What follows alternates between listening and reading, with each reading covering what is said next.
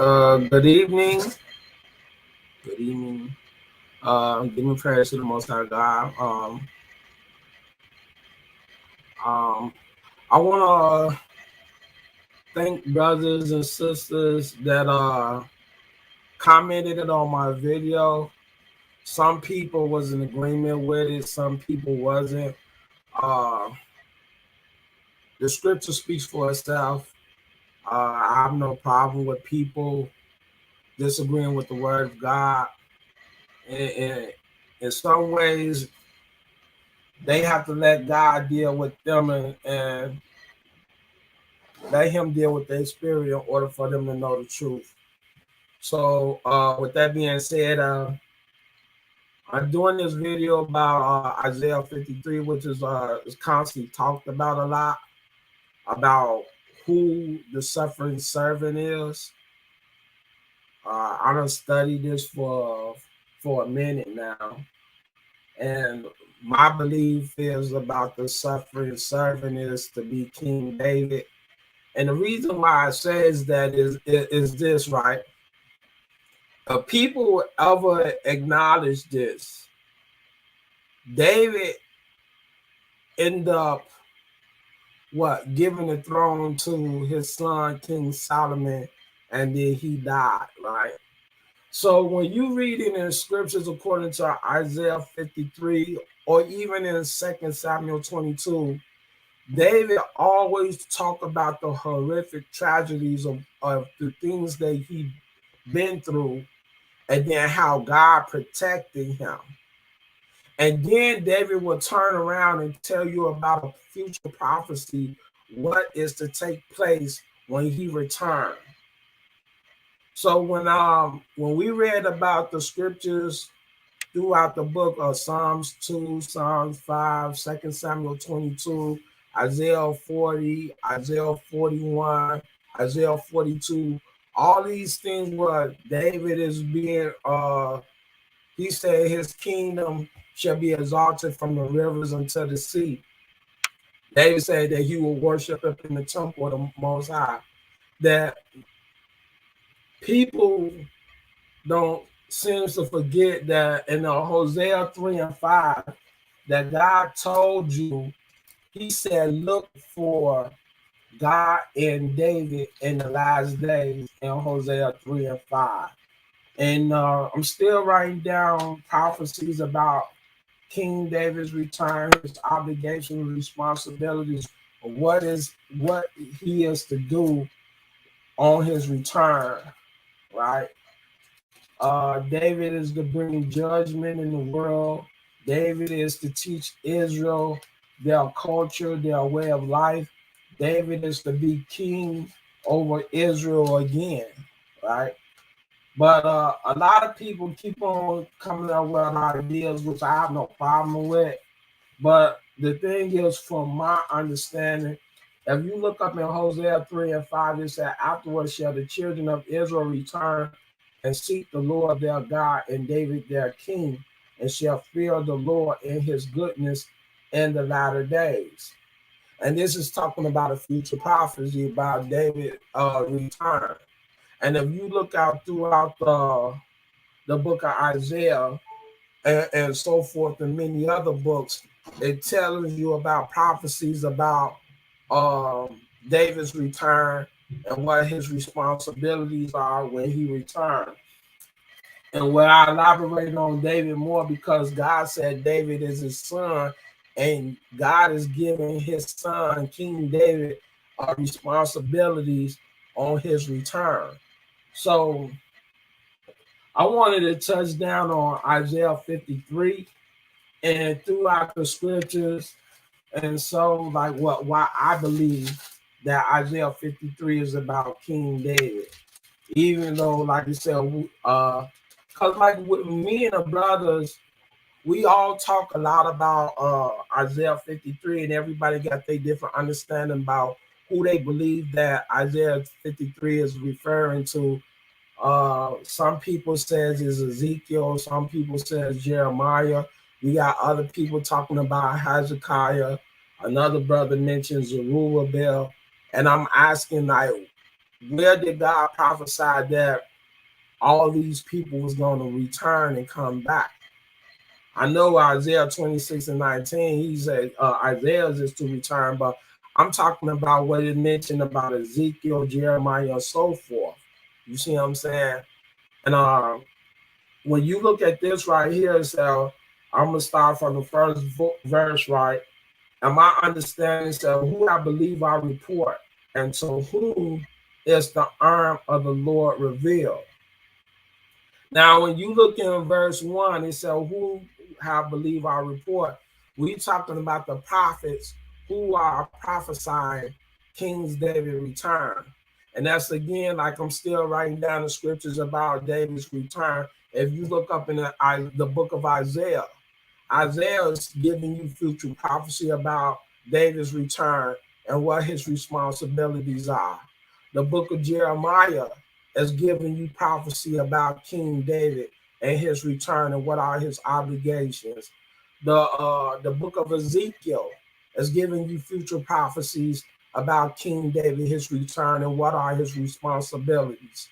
The book of Hosea spoke about David. The book of Michael spoke about David and his return. The book of Malachi tells you about David.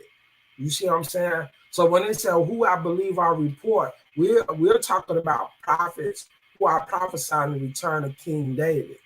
You see what I'm saying? So a lot of people is going through all the things about who they believe it is, but the thing is, when they say who I believe I report, are these prophets prophesying about Jeremiah return? Are they prophesying about Ezekiel return or Zerubbabel and so forth return? Because when I look throughout the book, I only see King David is to return, and he have some responsibilities. I see, like again, I wrote scriptures about Isaiah in the 26 and 19. He said he's going to return. Daniel is to return. Prince Michael is to return. King Uzziah is to return. All these is talking about these people was going to return. But the thing is, when you look up in Isaiah 53, right here it says, "And to whom is the arm of the Lord revealed?" So again, when I look at it, say, well, who is the arm revealed? If you go to Psalms 89, verse 20 and 21, it's going to tell you who's the arm revealed to. And a lot of people is not talking about Jeremiah and Ezekiel and so forth. In verse 20, he said, I have found David my servant, with my holy oil have I anointed him. Why says he said, well, whom my hand shall be established, my arm also shall strengthen him. God is using David like he used Moses when he brought Israel out of Egypt. But David is bringing judgment on the world. This is why Isaiah 53 to me is representing King David, because then we got prophets that's prophesying by King David after he died in First Kings, right?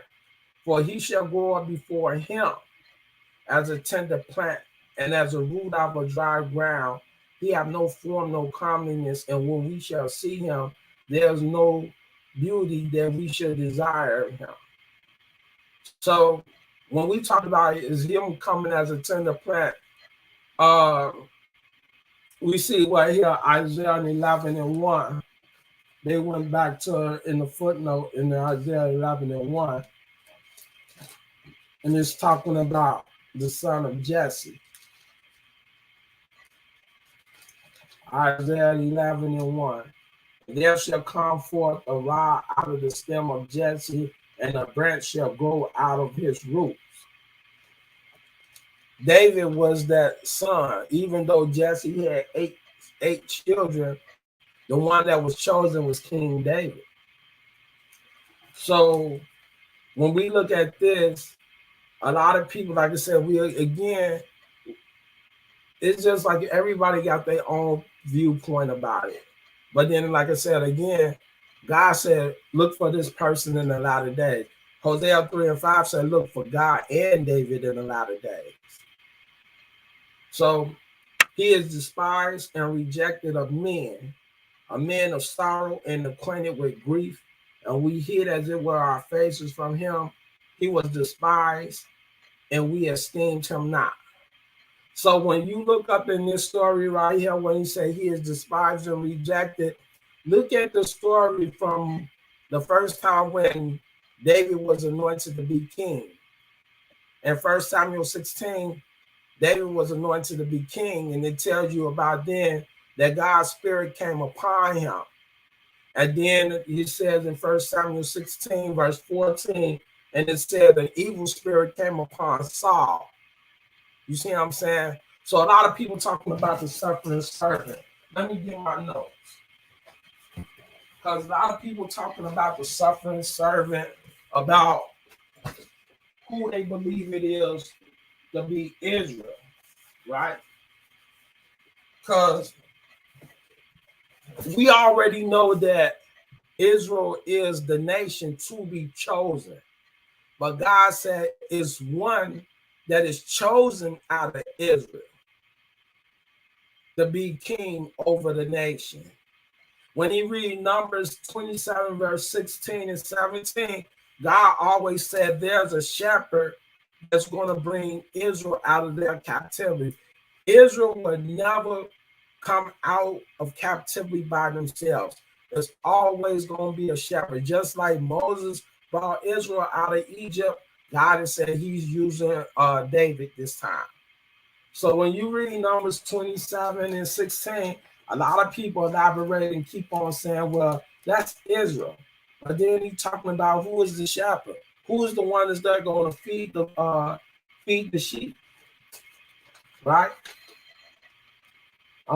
Numbers 27.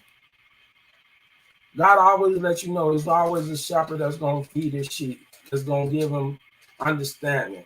But that person has to be chosen by God. Numbers 27,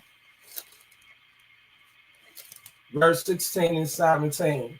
It said, let the Lord, the God of the spirits of all flesh, set a man over the congregation, which may go out before them, and which may go in before them, and which may lead them out, which may bring them in, that the congregation of the Lord be not as sheep which have no shepherd. So God let you know that there's always going to be a shepherd that's going to redeem, that's going to bring his people out of their captivity. And then when you look at Psalms 109, when you look at about in this thing, right, how God established this, right? And the book is always evil, and then there's good. And then it's because, see, the evil has to be replaced with the good. You see that with Adam was the father of many nations. When he broke the commandment and ate of the tree of life, God replaced him in Genesis 17 with Abraham and Sarah. And he said in Genesis 17 that Abraham and Sarah was going to be the father and mother of many nations. Adam and Eve was the first two that was created, but they went and did wrong by breaking the commandment of eating from the tree of life, which they was commanded not to eat from it. So what happened? They was taken out of the garden of Eden. They was judged. But then when you see Abraham, Genesis 26 and 5, it said that this man was obedient to his commandments. God appointed him a position as a prophet. And not only was he a prophet, what you see, that he ended up praying for Abimelech, but God said that his covenant with Abraham is that he was going to be a father of many nations. So when we look according to the word, understand God, how his platform is set. It's always evil, and then it got the evil has to be replaced with the good. So when somebody is disobedient, then somebody else that come and be obedient replaces that person that was disobedient. Just like when it came down to Saul. Saul was the first king to Israel. And next thing you know, you see that Saul was so disobedient. God said he repented that he ever made him king. But then Saul was replaced with King David. You see what I'm saying? So I want to read the scriptures in Psalms 109, where God says that when somebody does wrong, he is being replaced by somebody that's doing right. So this is Psalms 109 right here. And I'm going to just read that in content.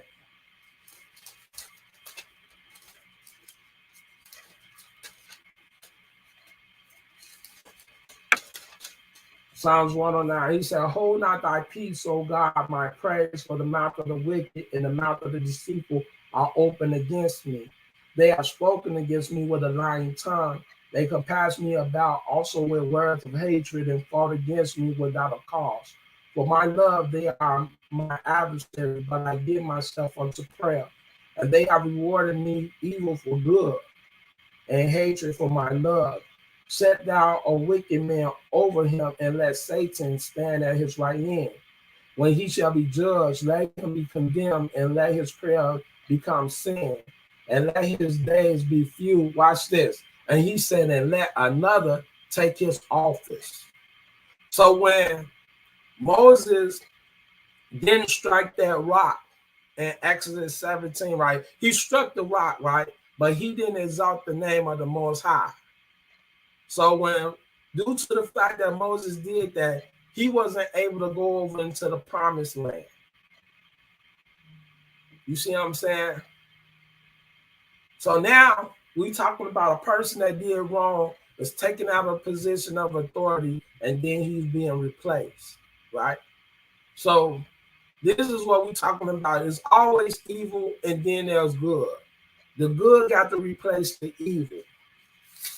Now I want to go back to Isaiah 53, what we talking about. Because like I said, when I looked at it, said my whole thing is about David speaks about his tragedies, the things that he went through. So when he said he is despised and rejected of men, a man of sorrow and acquainted with grief. And we hear as it were our faces from him, he was despised and we esteemed him not. When it came down to the story about Saul knew that God's spirit had left him and went into David, that Saul ended up despising him. So if you look throughout the testimonies of what David had to endure with Saul constantly chasing him from place to place and trying to kill him, knowing that Saul knew that God wanted David to be king over Israel, and he wasn't going to let that happen. So this is my one where we look up in Isaiah 55 that David is a captain unto the people, right? And so this is how it is written, right? If you look in 1 Samuel 27, is a testimony. And then when you read in the book of Psalms, there's a prayer following that testimony of what took place with David during that time. Because not only did David have to run from Saul, David had to run from his own son, Absalom, who was trying to kill him and trying to take the throne again. So when you read up in 2 Samuel 18, Absalom convinced Israel that Absalom was a judge over the people, and people started trusting in Absalom and started refusing David. And when you read 2 Samuel 18, you see what I'm saying? So let me go there, right? And I want to read the part about how, here we go right here. When David fled Absalom, right? This is 2 Samuel 15. Sorry about that. 2 Samuel 15, not 18. It said in 2 Samuel 15, and it came to pass after this that Absalom prepared him chariots and horses and 50 men to run before him. And Absalom rose up early and stood beside the way of the gate. And it was so that when any man that had a controversy came to the king for judgment, that Absalom called unto him and said, of what city art thou? And he said, thy servant is of one of the tribes of Israel. And Absalom said unto him, see, thy matters are good and right, but there is no man deputy of the king to hear thee. Absalom said, moreover, oh, that I were made judge in the land, that every man which have any suit or cause might come unto me, and I would do to him justice. And it was so that when any man came nigh to him to do him obeisance, he put forth his hand and took him and kissed him. And on this day, on this manner, the Absalom to all Israel came to the king for judgment. So Absalom stole the hearts of the men of Israel. And it came to pass after 40 years that Absalom said unto the king, I pray thee, let me go and pay my vow which I have vowed unto the Lord in Hebron. For thy servant vowed a vow while I abode at Geshur in Syria, saying, if the Lord shall bring me again indeed to Jerusalem, then I will serve the Lord. And the king said unto him, go in peace. So he arose and went to Hebron. But Absalom sent spies throughout all the tribes of Israel, saying, as soon as ye hear the sounds of the trumpet, then ye shall say, Absalom reigned in Hebron. And when Absalom went, 200 men out of Jerusalem that were called, and they went in their simplicity, and they knew not anything.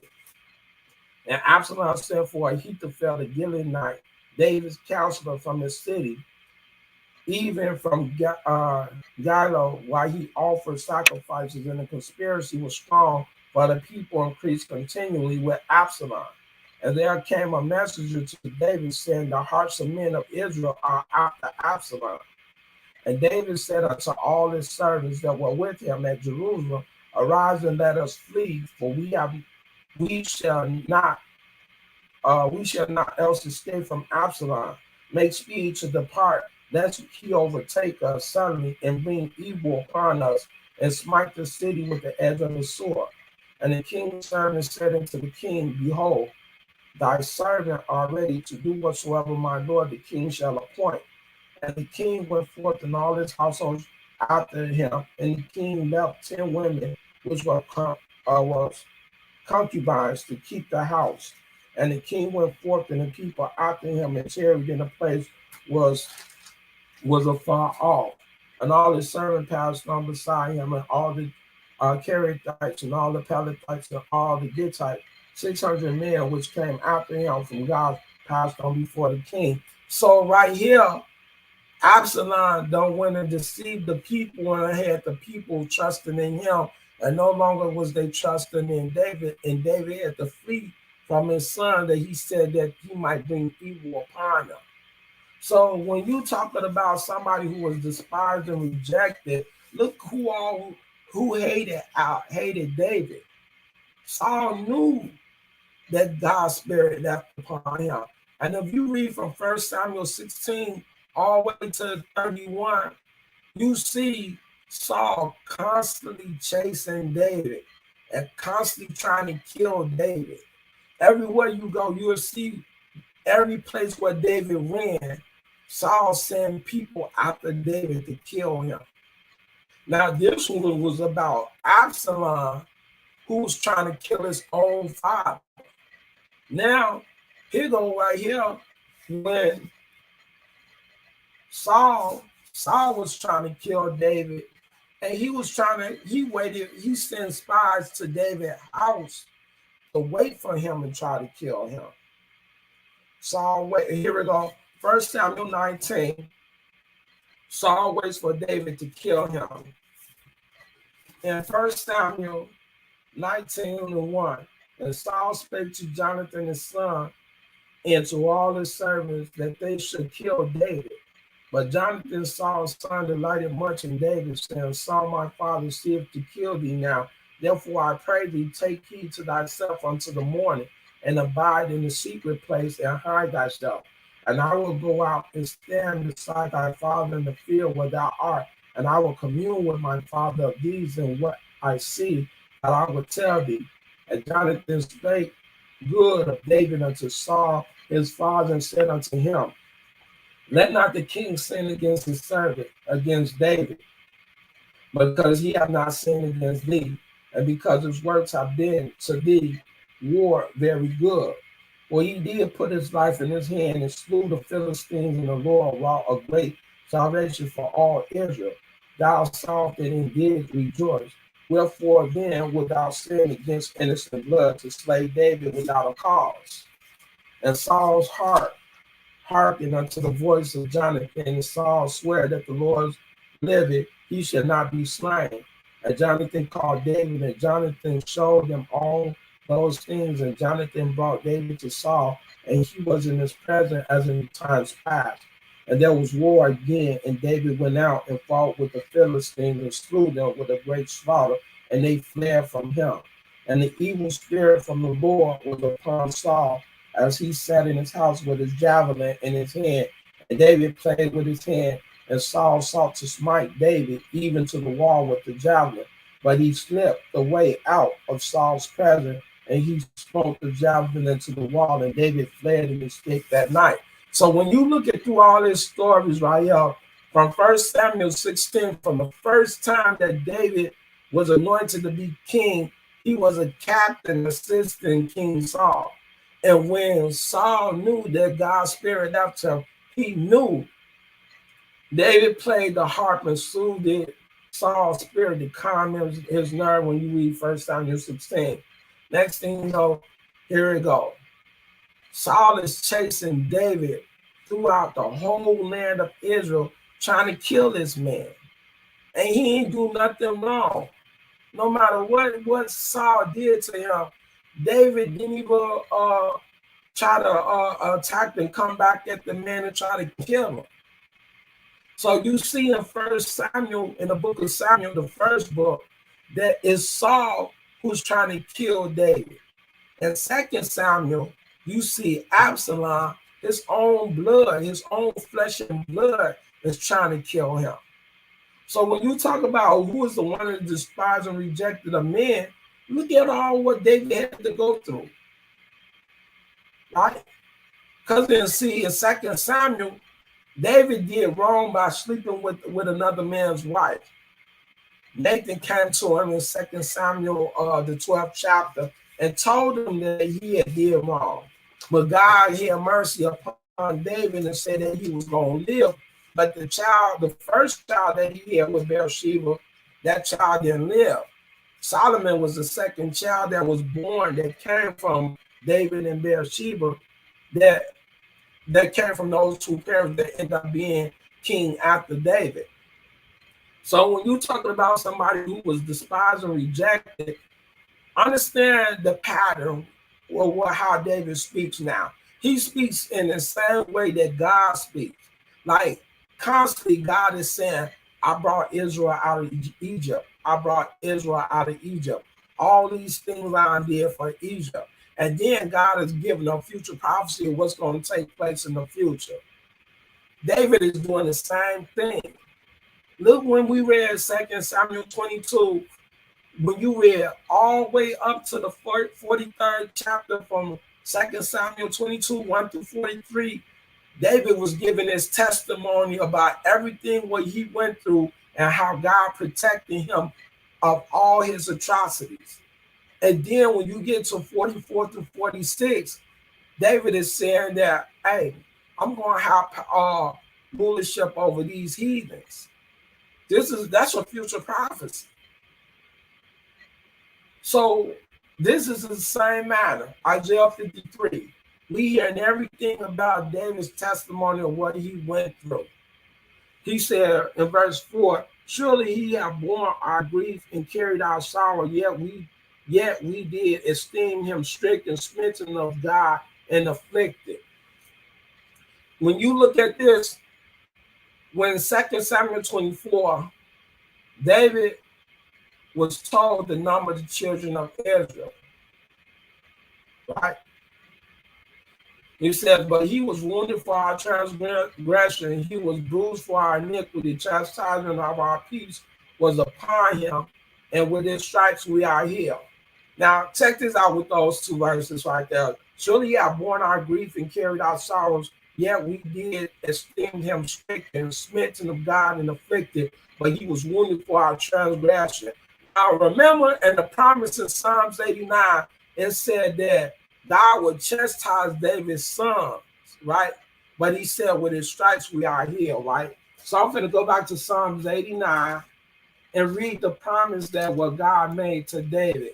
And he said that just like in Genesis 49, that he said the scepter should not depart from Judah. The scepter was taken away from the Benjamites. But with David now, it said it was always going to be with Judah. Always. So when you read Psalms 89, and we're going to say, well, but he was wounded for our transgression, he was bruised for our iniquity, the chastisement of our peace was upon him, right? And with his stripes we are healed. Understand, so with his stripes we are healed. Now watch this. Psalms 89. Again, this is what more mainly you find this information. Then you go to 2 Samuel, the 7th chapter, the same thing. With his stripes we are healed, right? So look at this in verse 20. I have found David my servant, with my holy oil have I anointed him, with whom my hand shall be established, my arm also shall strengthen him. The enemy shall not exact upon him, nor the sons of wickedness afflict him. I will beat down his foes before his face and plague them that hate him. This is the promise that God is making to David, and said everything that he would do for him. He said, I will set his hand also in the sea, and his right hand in the rivers. He shall cry unto me, thou art my father, my God, and the rock of my salvation. Right here, he's saying David is his son. Also, I will make him my firstborn, higher than the kings of the earth. My mercy will I keep for him forevermore, and my covenant shall stand fast with him. His seed also will I make to endure forever, and his throne as the days of heaven. Watch this. If his children forsake my laws and walk not in my judgment, if they break my statutes and keep not my commandments, then will I visit their transgression. Watch this. He said, then will I visit with their transgression with the rod, and their iniquity with stripes. Again, their iniquity with strife. Nevertheless, my loving kindness will I not utterly take from him, nor suffer my faithfulness to fail. My covenant will I not break, nor alter the things that is going out of my lips. Once I have sworn by my holiness that I will not lie unto David. His seed shall endure forever, and his throne as the sun before me.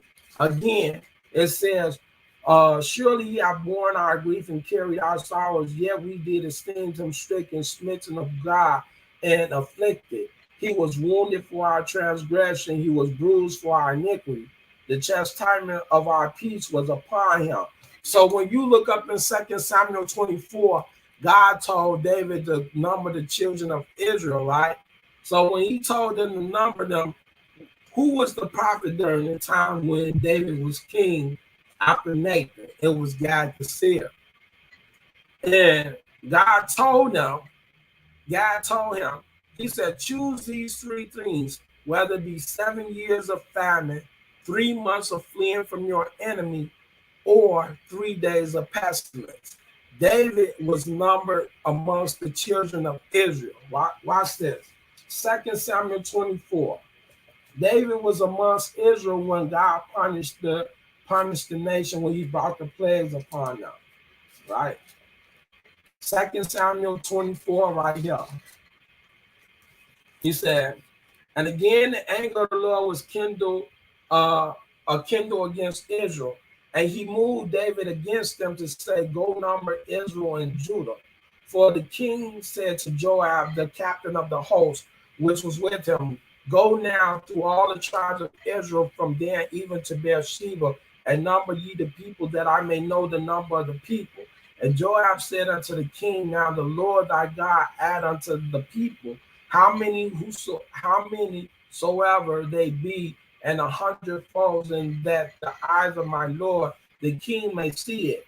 But why do my lord the king delighted in this thing? Notwithstanding the king's word prevailed against Joab and against the captain the of the host, and Joab the captains of the host went out from the presence of the king to number the people of Israel. And they passed over Jordan and pitched in a war in the right side of the city that lieth in the midst of the river of Gad and toward Azar. Then they came to Gilead and to the land of Tophtomhashi, and they came to the Jar and about to Zion, and came to the stronghold of Tyre, and to all the cities of the Hivites and of the Canaanites, and they went out to the south of Judah, even to Beersheba. So when they had gone through all the land, they came to Jerusalem at the end of the 9 months and 20 days. And Joab gave up the sums of the number of the people unto the king. And there were in Israel 800,000 valiant men that drew the sword, and the men of Judah were 500,000 men. And David's heart smote him after him. Now, this was when you're going to see that David poured out his soul. He did like Moses did in Exodus 32 when God was about to destroy Israel. Moses said, punish me. David is doing the same thing where he's saying, hey, deal with me. Don't deal with Israel. Right here, he says, so when they had gone through all the land, they came to Jerusalem at the end of the 9 months and 20 days. And Joab gave up the sum of the number of the people unto the king. And there were in Israel 800,000 valiant men that drew the sword, and the men of Judah were 5,000 men. Watch this. And David's heart smote him after that he had numbered the people. And David said unto the Lord, watch this. David said, I have sinned greatly in that I have done. And now I beseech thee, O Lord, take away the iniquity of thy servant, for I have done very foolishly. For when David was up in the morning, the word of the Lord came unto the prophet Gad, David's seer, saying, go and say unto David, thus said the Lord, I offer thee 3 things. Choose thee one of them, that I may do it unto thee. So Gad came to David and told him and said unto him, shall 7 years of famine come unto thee in thy land, or wilt thou flee 3 months before thy enemies while they pursue thee, or that there be 3 days pestilence in the land? Now advise and see what answer I shall return to him that sent me. And David said unto Gad, I am in a great strait. Let us fall now into the hand of the Lord, for his mercies are great. And let me not fall into the hand of men. So the Lord sent a pestilence upon Israel from the morning even to the time appointed. And there died of the people from Dan even to Beersheba 70,000 men. And right here it said that when the angel stretched out his hand upon Jerusalem to destroy it, the Lord repented him of the evil and said to the angel that destroyed the people, it is enough. Stay now thy hand. And the angel of the Lord was by the threshing place of Araunah the Jebusite.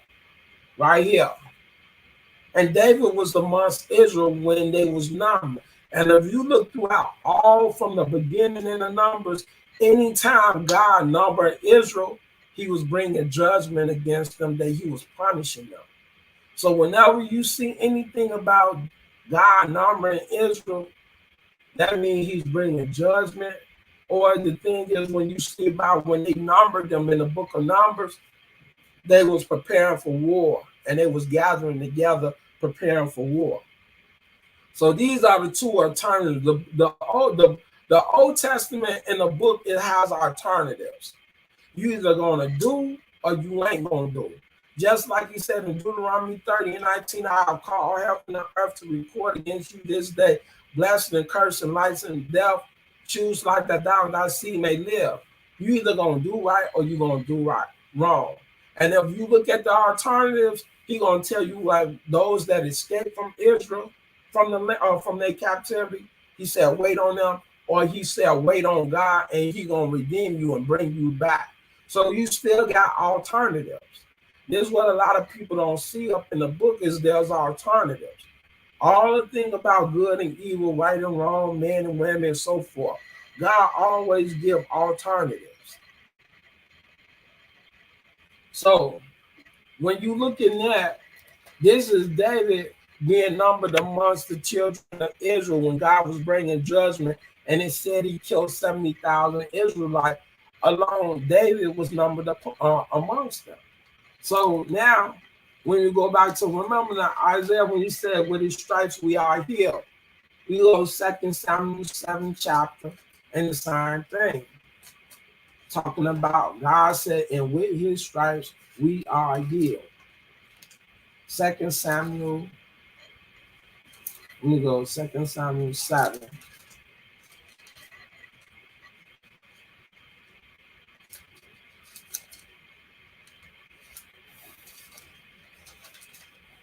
Okay. 2 Samuel 7 chapter. And it came to pass when the king sat in his house, and the Lord had given rest round about from all his enemies, that the king said unto Nathan the prophet, "See now, I dwell in the house of cedar, but the ark of God dwelleth within curtains." And Nathan said unto the king, "Go, do all that is in thy heart, for the Lord is with thee." And it came to pass that night that the word of the Lord came unto Nathan, saying, "Go and tell my servant David, thus saith the Lord, shalt thou build me a house for me to dwell in, whereas I have not dwelt in any house since the time that I brought up the children of Israel out of Egypt, even to the day. But I have walked in the tent and in the tabernacle, and all the places wherein I have walked with all the children of Israel spake I a word with any of the tribes of Israel whom I commanded to feed my people Israel, saying, Why build ye not me a house of cedar? Now therefore shalt thou say unto my servant David, Thus saith the Lord of hosts, I took thee." Well, look, this is what he said. "I took thee from the sheepcote, from following the sheep, to be ruler over my people, over Israel. And I was with thee whithersoever thou wentest, and have cut off all thy enemies of thy sight, and have made thee a great name, like unto the name of the great men that are in the earth. Moreover, I will appoint a place for my people Israel, and will plant them, that they may dwell in a place of their own, and move no more. Neither shall the children of wickedness afflict them any more as before time." And if you notice this right here, this is also a prophecy. So it's saying that since the time that I commanded judges to be over my people, Israel, and have caused thee to rest from all thy enemies, also the Lord telleth thee that he will make thee a house, and when thy days be fulfilled, and thou shalt sleep with thy fathers, I will set up thy seed after thee, which shall proceed out of thy bowels, and I will establish his kingdom. He shall build a house for my name, and I will establish the throne of his kingdom forever. And I will be his father, and he shall be my son. And if, watch this. And if he commits iniquity, I will chasten him with the rod of men, and with the stripes of the children of men. This is the same promise that God is making to Solomon that he made to David in Psalms 89. Same thing, right? So this is talking about, I said, I feel as though it's talking, Isaiah 53 is talking about King David, right? So when you go back to Isaiah 53, we went to verse 4 and 5. We read verse 4 and 5, right? So now Isaiah 53 is giving testimony, the history of what took place with King David, and then he goes into a prophecy about what's going to happen with him in the future.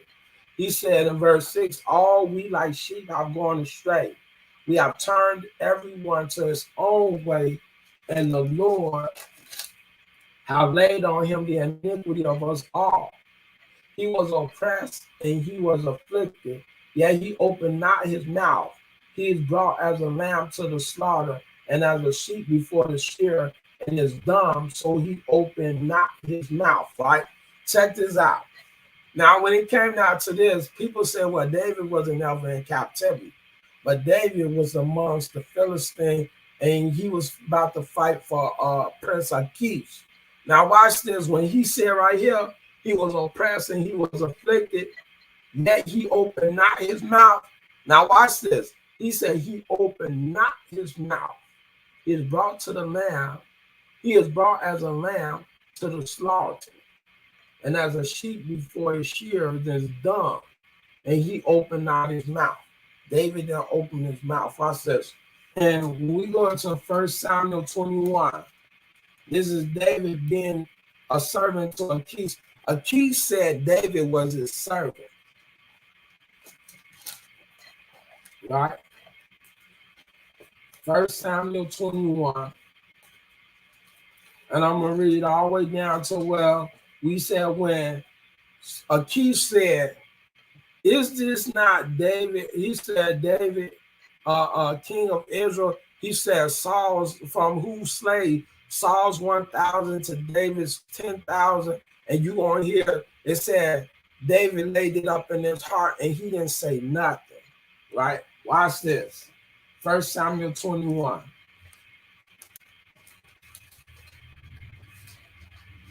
Right?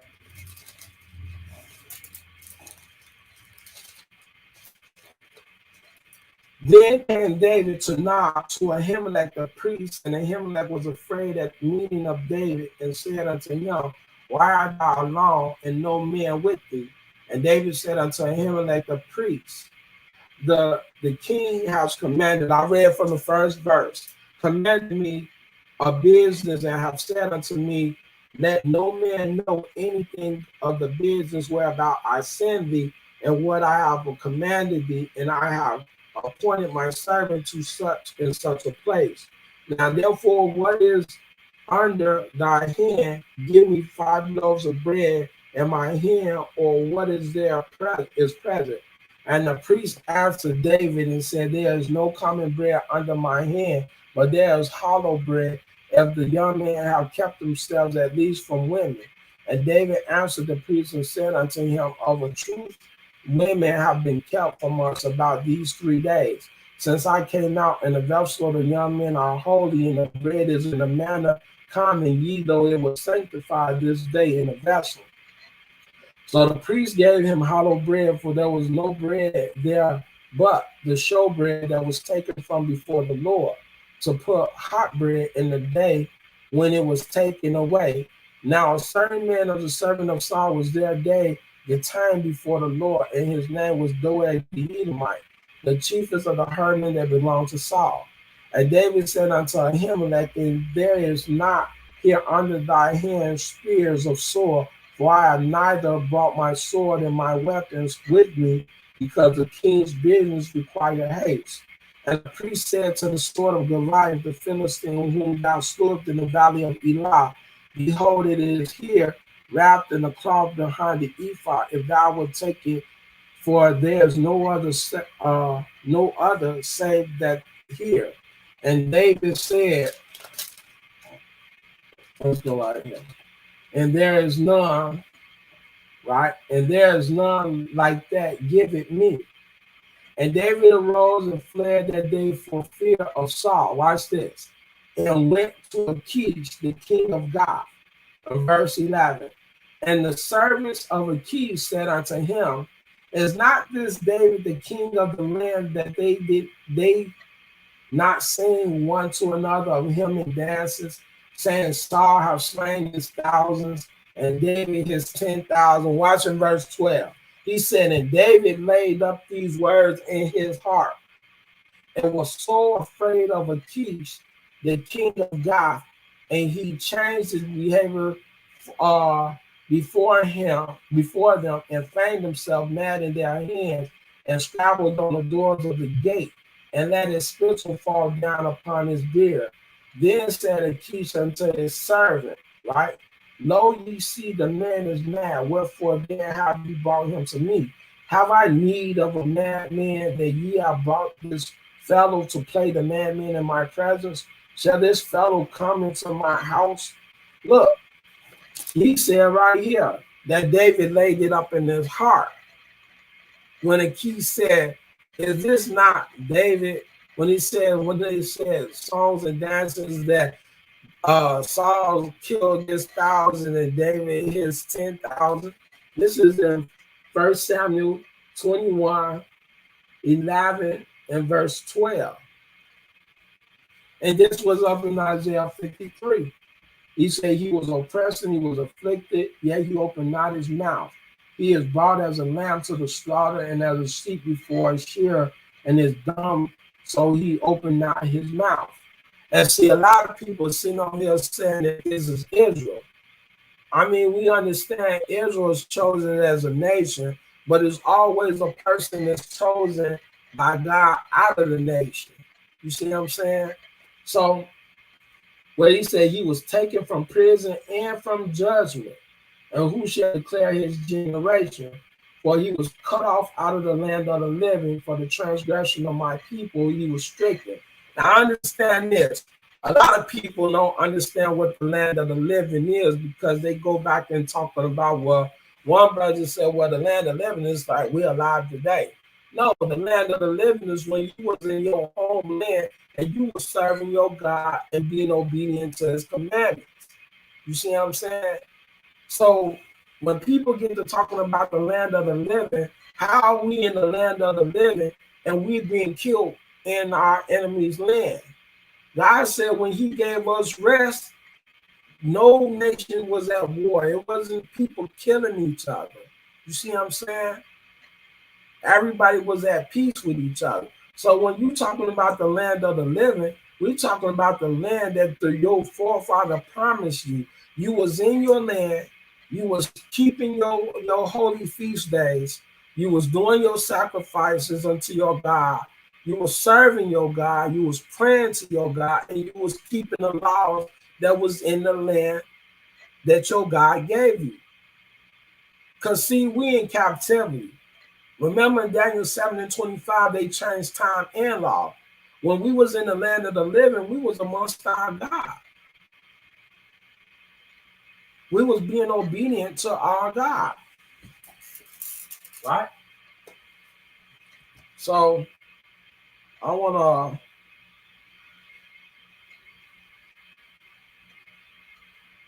because see, a lot of people don't understand when you talk about the land of the living.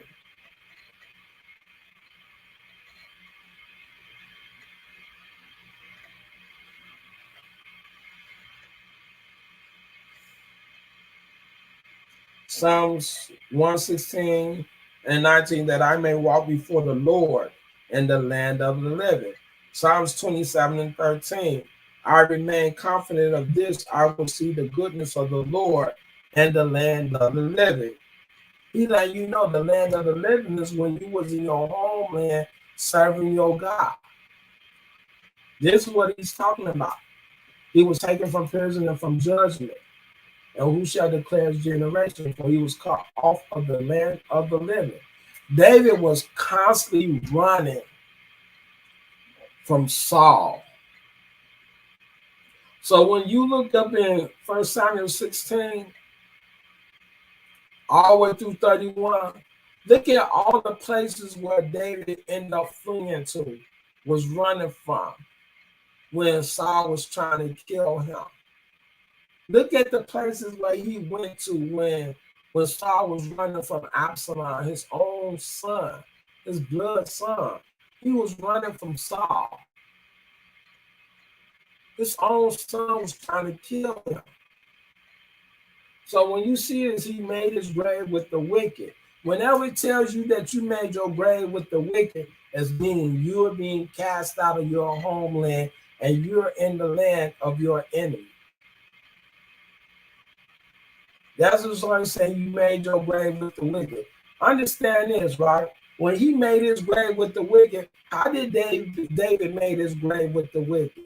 One, he ended up killing Uriah, and he slept with Uriah's wife. What happened?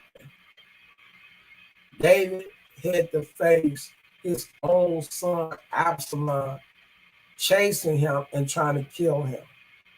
David was fleeing from his own son. People was plotting against him, his own friends, Ahithophel. All of them was plotting against King David in order to kill him so that Absalom was supposed to be king, was trying to be king over his father. This is why you talk about how you made your grave with the wicked. Because it says right here, he said, he made his grave with the wicked and the rich in his death, because he had done no violence, neither was there any deceit in his mouth. Right here, yet it pleased to bruise him. He put him to grief. When thou shalt make his soul an offering for sin, he shall see his seed again. Remember Jeremiah 23, God said that he was going to bring a branch unto David. He said he's going to bring a branch unto David in Jeremiah 23. He said David shall see his seed. He shall see of the travail of his soul, and he shall be satisfied by his knowledge. Shall my righteous servant justify many? For he shall bear their iniquities. Therefore I will divide him a portion. Watch this. Verse 12 said, therefore I will divide him a portion with the great. He shall divide the spoils with the strong, because he hath poured out his soul unto death. Same thing what we read in 2 Samuel 24 and 12, when David told God, say he sinned, and he told them to punish him. That was David pouring out his soul to God. You see what I'm saying? And he was numbered with the transgressor, and he bare the sins of many and made intercessions for the transgressor. Now, right here, right, at verse 12, this justified David right here.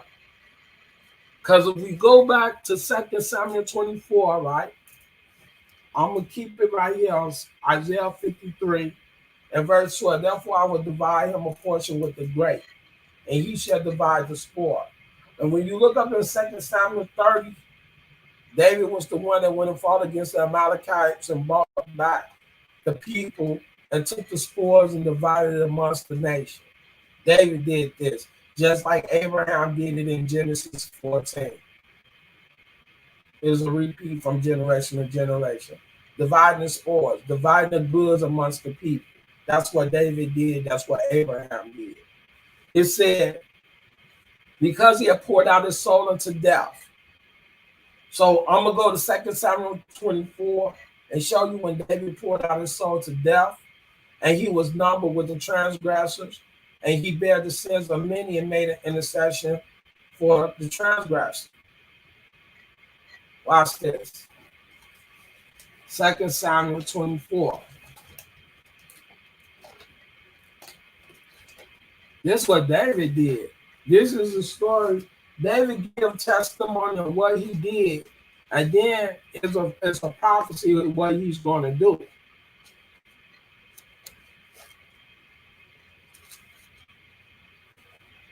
Second Samuel.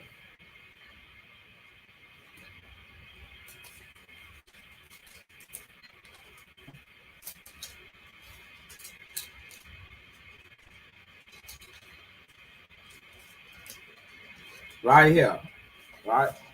2 Samuel 24, right? Again, it says in verse 12, therefore will I divide him a portion with the great. Remember, David's kingdom was going to be exalted from the river into the seas. And it says he shall divide the spoil. He shall divide the spoil with the strong, because he hath poured out his soul unto death. He was numbered with the transgressors, and he bare the sins of many and made intercession for the transgressors. Now watch this. and verse 10, 2 Samuel 24 and 10. And David's heart smote him after he had numbered the people. Remember, David was numbered amongst the children of Israel in 2 Samuel 24, was we read again in Isaiah 53 and 12. Therefore will I divide him a portion with the great, and he shall divide the spoil with the strong, because he hath poured out his soul unto death, and he was numbered with the transgressors. Verse 10, and David's heart smote him after that he had numbered the people. And David said unto the Lord, I have sinned greatly, and that I have done, and now I beseech thee, O Lord, take away the iniquity of thy servant, for I have done foolishly. Right? Again, he said, because he hath poured out his soul unto death. David was telling God he sinned, that he wanted to be punished. He was numbered with the transgressors. Again, in 2 Samuel 24:1, again, the anger of the Lord was kindled against Israel, and he moved David against them to say, go number Israel and Judah. He told Joab, David told Joab to go number the children of Israel. David was amongst Israel when they was being numbered. So when we read Isaiah 53:12, he said, and he was numbered with the transgressor, and he bare the sins of many, and made the intercessions for the transgressors. So when you read all the way to the end, David was the one who went to Arena and purchased the things to make the altar and give the burnt offering and the peace offering to God, that God told the angels to cease the plague from coming upon Israel. David did this. So when you go further on, and he said, and God came that day to David and said, right here, what said we gonna read, and he bare the sins of many and made the intercession for the transgressors. Right here, he says, and David, according to the sayings of God, went up as the Lord commanded. And Aaron looked and saw the king and his servants coming on toward him. And Aaron went out and bowed himself before the king on his face upon the ground. And Aaron said, wherefore is my lord the king come to his servant? And David said, to buy the threshing floor of thee, to build an altar unto the Lord, that the plague may be stayed from the people. This is what David did. Right? He said, and he bare the sins of many and made intercessions for the transgressors. Right up. And Aaron said unto David, let my lord the king take and offer up what seemed good unto him. Behold, here be oxen for burnt sacrifice, and threshing instruments and other instruments of the oxen for wood. All these things did Aaron as a king give unto the king. And Aaron said unto the king, the Lord thy God accept thee. And the king said unto Aaron, nay, but I will surely buy it of thee at a price. Neither will I offer burnt offerings unto the Lord my God, or that which do cost me nothing. So David bought the threshing floor and the oxen for 50 shekels of silver. Look what David did. And David built there an altar unto the Lord, and offering burnt offering. He said, an offering, burnt offerings, and peace offering. So the Lord was entreated for the land, and the plague was stayed from Israel. David did that. David is the one that made the peace offering before the Lord, that the plague was ceased. So when you read Isaiah 53 and verse 12, he said right there, and he bare the sins of many and made intercession for the transgressors. That's what David did. If David would never made that altar, what you think more people would have died? This is what David did. So when you read Isaiah 53 is talking about a testimony of the things of what David had to go through, how the Most High protected him, how the Most High had mercy on him. But David still had to go through these things. Why? Because he was wrong for what he did with Uriah's wife. And then the thing is, what we see is with David is that an evil spirit came upon Saul, that a man who refused to give up from being king wanted David dead. But God protected him. So when you look at Isaiah 53, look at the same pattern of what it is in 2 Samuel 22. You see David is giving a testimony of everything he went through, and then he giving you a prophecy of what the Most High is allowing him to do in the future. Remember Hosea 3:5, God said, look for him and David in the latter days. This is what was spoken in Hosea 3:5. So the thing is this, right? If people really search the scriptures and pay attention to it,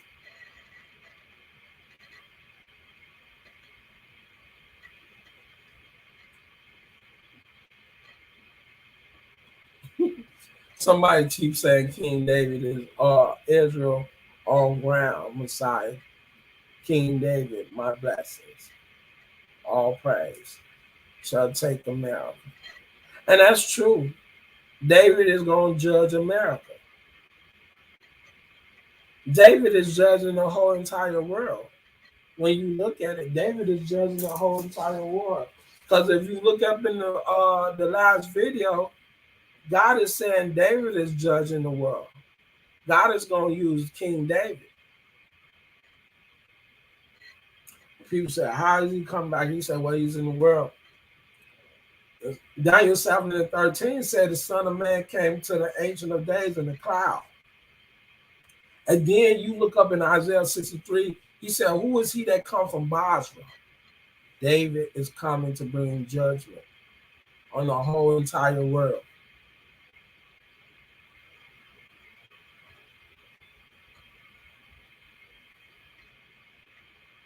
So this is my understanding of what I get from Isaiah 53 that is talking about King David. And hopefully we can come to an understanding and truth about the word of God.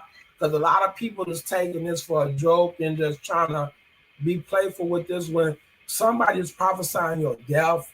I don't see why it's becoming a joke to people or that you're trying to alter people's thoughts and not take it serious. Because the fact is that we know that our people is going back home and the world has to be judged because of the wrongdoing of what the enemy has done to God's chosen people. He said, burn, baby. Fourth child said, burn, baby, burn.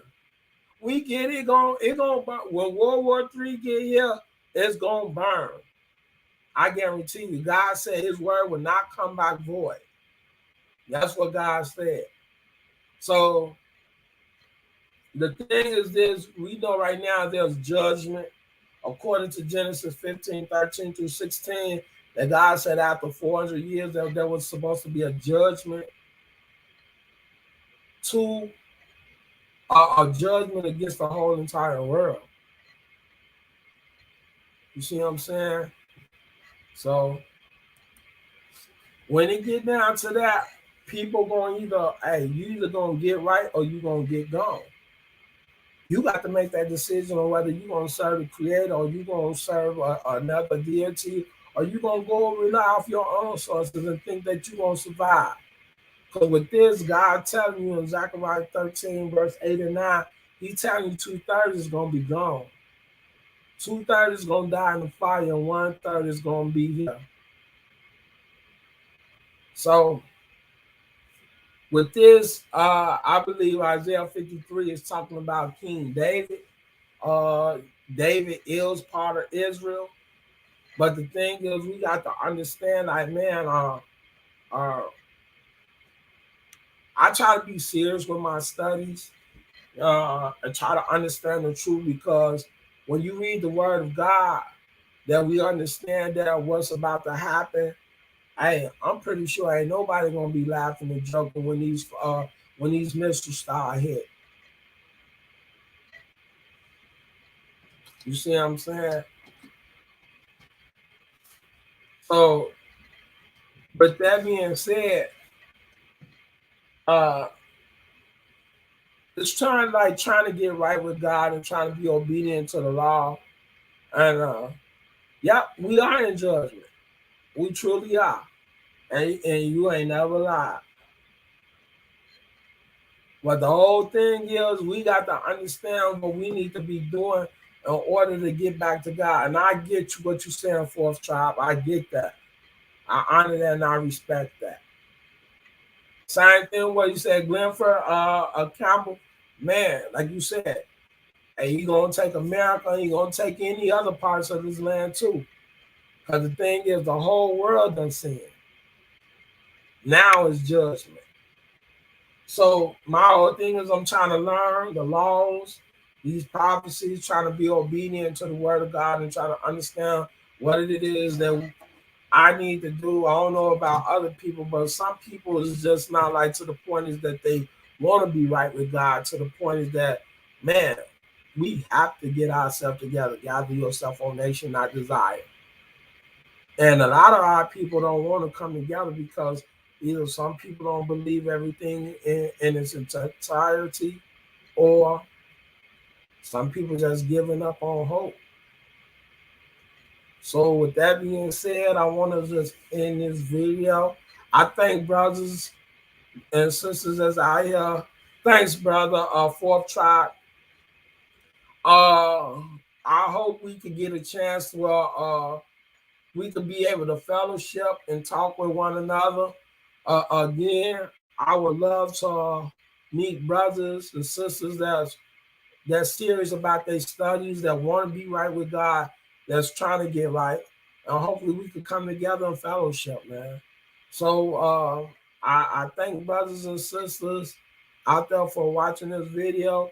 I still got another part 2 about prophecies, about what's to take place with King David in the book of Ezekiel. I'm still writing. I just started writing Isaiah 43. And Isaiah 43 is about the Most High. And he tell you in Isaiah 43 that he chose David. Isaiah 43 and verse 10. So he lets you know that there is a person that he did choose. We understand that God chose the nation, but we talking about an individual that was chosen out of the nation to be a servant or a representative of the Most High. So thank you, Glenford Campbell, and my brother Fourth Tribe. I thank y'all for tuning in, and brothers and sisters that's not, I don't know y'all name, but I see y'all up here watching the video. I look forward to one day that we have an opportunity to talk about the word and try to do right with God. So I'm in this video, and man, like I said, I'm still writing about these prophecies with King David. Man, I'm gonna have a part 2 soon, and it'd probably be more than that because then I got to write. I'm doing Isaiah right now, and then I got to go to the book of Jeremiah, the book of Ezekiel, the book of Micah, and the book of Malachi.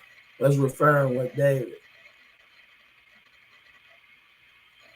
Yeah. So thanks for watching the video. Y'all have a nice day, and it was nice talking to y'all. Man, let me get back to my writing and get my stuff ready for work for tomorrow. And man, I mean, hey, y'all come out and holler, man. Come chill with me. Y'all take it easy. Y'all have a nice day.